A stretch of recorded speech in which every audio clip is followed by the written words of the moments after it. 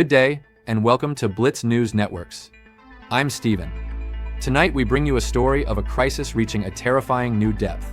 The head of the World Health Organization, alongside over 110 international aid groups, is now using a stark and horrifying term to describe the situation in Gaza: mass starvation.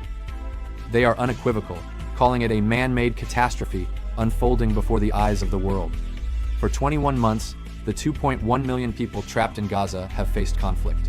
But now they face what the WHO chief calls another killer on top of bombs and bullets.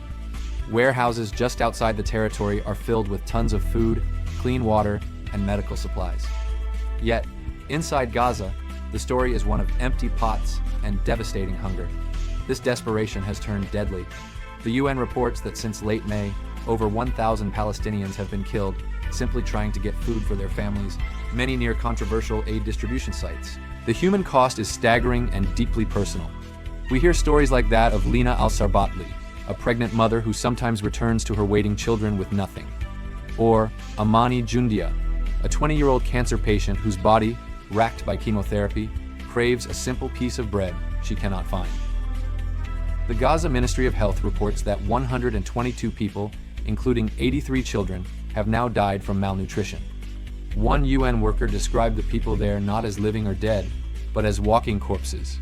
This humanitarian disaster is compounded by a diplomatic collapse that has sent shockwaves through the region. Ceasefire talks, once a beacon of hope, have faltered. U.S. envoy Steve Witkoff publicly accused Hamas of negotiating in bad faith before pulling his team from Doha. Hamas officials called the move surprising, claiming a breakthrough was near. Now, with both sides considering alternative options, the path to peace is more uncertain than ever. While all sides trade blame, aid delivery remains choked. The blame game is intense. Israeli officials point to drone footage of nearly 1,000 aid trucks sitting idle inside Gaza, accusing UN agencies of creating a bottleneck.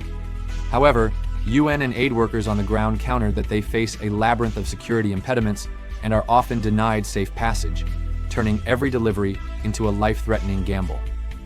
Airdrops have been deemed both dangerous and insufficient, a symbolic gesture when land routes are available.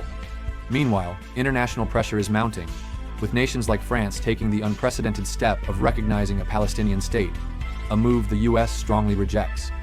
The world watches this horror show unfurl, but what action will follow? We want to hear your thoughts in the comments below. And to stay informed on this and other critical global stories, be sure to subscribe to Blitz News Networks.